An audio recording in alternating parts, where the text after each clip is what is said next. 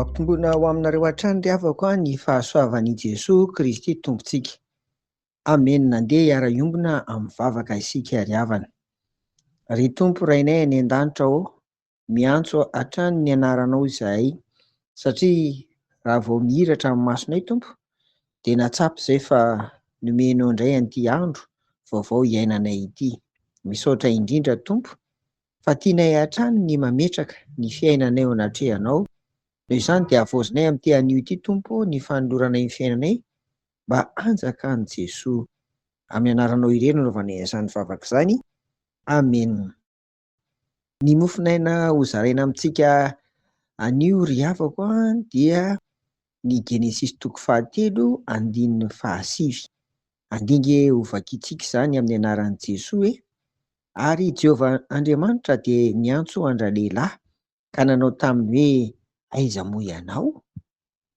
Amen.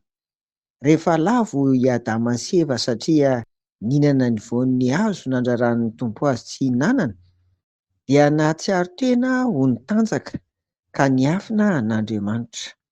Olona niafina no natsoin'Andriamanitra voalohany raha ny hita ato amin'ny Baiboly arak'izany. Antso manao hoe aiza moa ianao? Antso mba hiseho anatrehan'ny Tompo.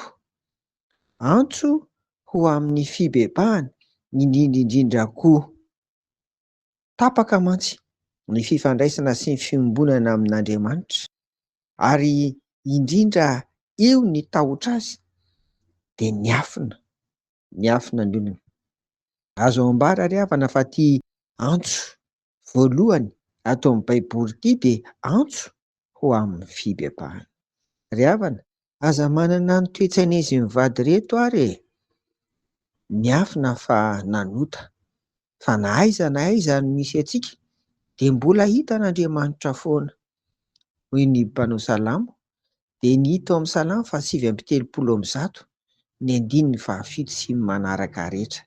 Na aiza lay antsika, na eto an-tany na any an-danitra, na aiza dia hitan'ny Tompo foana fa aza miafina aminy, indrindra miafina aminy ao ambadiky ny ota, ny fahotana samihafa izany. Eto koa anefa dia tena tsapa fa fitiavan'ny Tompo ny olona no mbola hiantsony azy, hiantsony ahy, hiantsony anao, hiantsony antsika ry havana mba hibebaka hiala amin'ny ratsy fanao.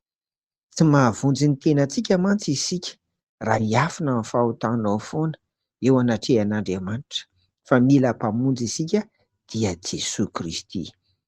Koa andao ry ary, ekena ny antsom-pibebahana ataony, andao anatona ny Tompo fa tsy hiafina azy dia ny mbola velona.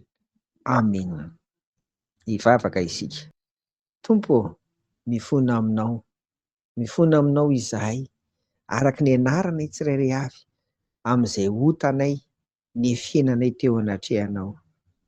Mamondrafo aminay Tompo, ary amin'izao sisa izao dingane kosa izahay tena mba hankatohanao, hiombona aminao, tsy hahasaraka anao Tompo.